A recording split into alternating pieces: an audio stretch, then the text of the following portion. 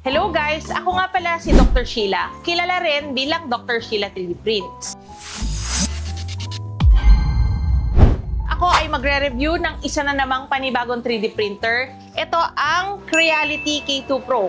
Bagong labas lang to na 3D printer ni Creality last week, August 25. At nandito na to ngayon. Thank you kay Makerlab Electronics sa pagpapahiram ng unit na to para ma-review ko.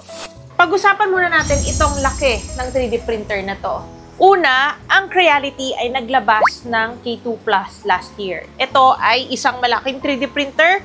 Ang build volume nito ay 350 by 350 by 350 mm. Ang K2 Pro naman ay 300 by 300 by 300 mm.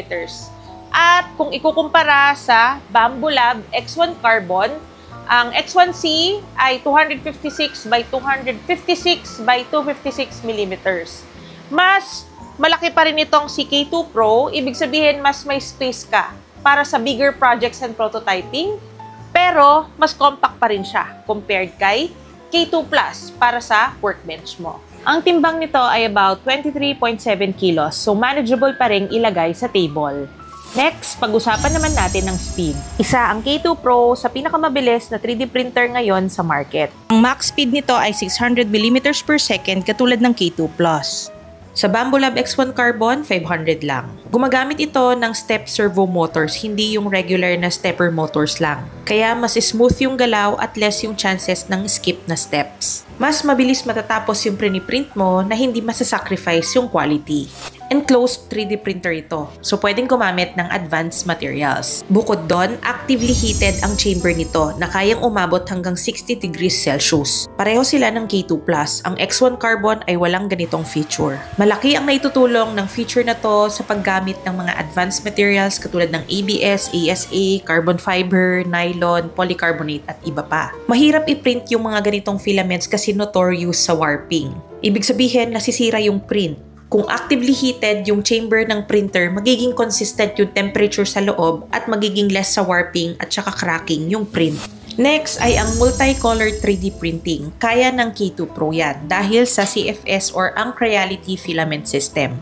Up to 16 colors yung pwedeng gamitin dito at ang kinaganda ng CFS, compatible siya sa mga non-enclosed 3D printer ni Creality katulad ng Creality High. Kaya kung hindi ko ginagamit yung CFS ng Creality High, pwede ko siyang gamitin sa K2 Pro or sa K2 Plus. Meron itong dalawang AI cameras. Yung isa nasa nozzle, minomonitor nito ang flow at nag-a-adjust kung may problema. Yung nasa chamber naman, tumutulong mag-detect ng failures like spaghetti at pwede rin itong pang time-lapse. Pumunta naman tayo sa connectivity. Ito ay gumagamit ng Wi-Fi. At kung hindi stable ang Wi-Fi, pwede ring Ethernet. Merong port sa likod. May USB slot, so pwede ka pa rin mag 3D print kahit walang internet connection. May onboard storage na 32GB, so pwede kang mag-save ng mga files na ipiprint. Flexible ang K2 Pro, depende sa workflow mo. Ipapakita ko naman yung mga na-print ko gamit itong K2 Pro. Gumamit ako ng ASA material para sa project na to at tignan nyo naman ang ganda nung quality. Walang kahirap-hirap i-print, malaking tulong yung actively heated chamber niya. Maganda rin yung kinalabasan ng multicolored print ko. Ito namang isa ay multi-part, multicolored 3D print. Overall, ang Creality K2 Pro ay isang powerful new entry 3D printer ngayon sa market. Malaki ang build volume, isa sa pinakamabilis ngayon. May heated chamber for advanced filaments, expandable multicolor printing at saka may dual AI monitoring. Kung interesado ka sa 3D printer na to, ito ay available sa Makerlab Electronics. Ito ay 77,899 pesos. May kasama ng tatlong free na filaments worth 800 each.